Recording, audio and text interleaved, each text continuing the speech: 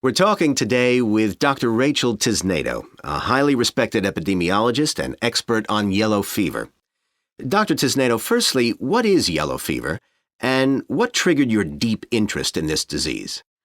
Simply put, yellow fever is a viral disease transmitted most commonly to humans, and also monkeys, by infected mosquitoes in parts of Central and South America, and also Africa. It takes about 3 to 6 days for the illness to begin after the initial mosquito bite. But what's so interesting to me is that up to a week after symptoms appear, an infected person can actually retransmit the infection to the mosquitoes who bite them, forming a seemingly endless cycle. That was the point that grabbed me and pulled me in, so to speak. And then what kept me involved was the fact that my son, who was 22 at the time, then contracted this disease just after my research had begun. The distressing part for me, not only as a doctor but a mother, was that this could have been avoided if only he'd taken the recommended precautions. A simple vaccine. If the vaccine for yellow fever is available, why are people avoiding it? It's highly recommended to all travelers who plan to visit particular regions, and the large majority follow this advice. However, individual beliefs and personal choice greatly impact this, which include concerns over serious side effects, which I should point out are rare.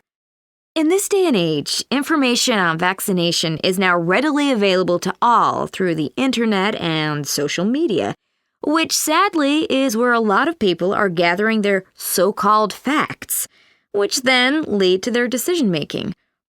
With all good information, there's also misinformation, and this is the dangerous part because that misinformation is often included in the formation of people's beliefs. Instead of communicating with medical professionals, which is vital, the factual data is sometimes overlooked, and that's when people run the risk of potential infection.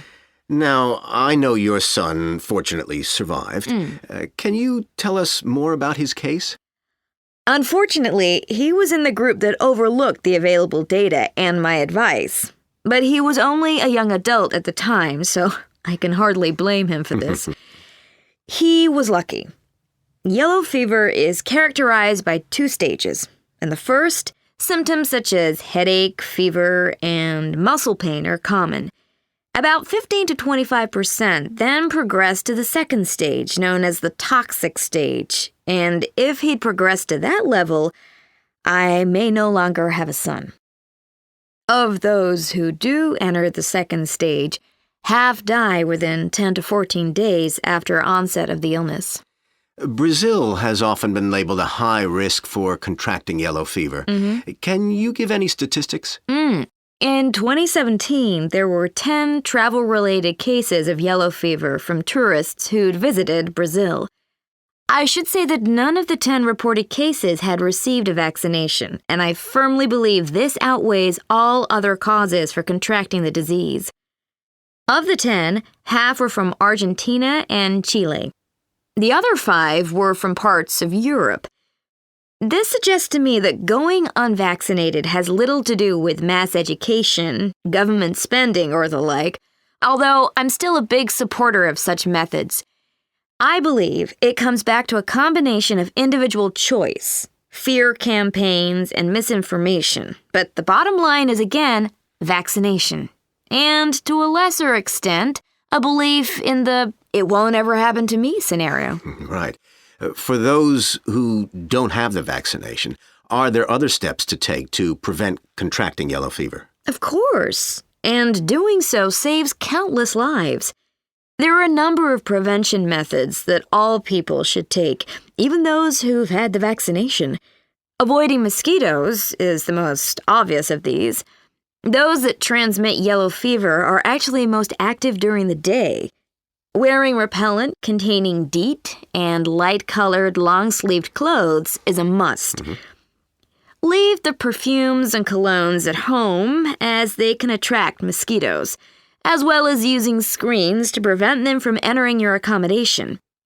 Even at night, a mosquito net is recommended.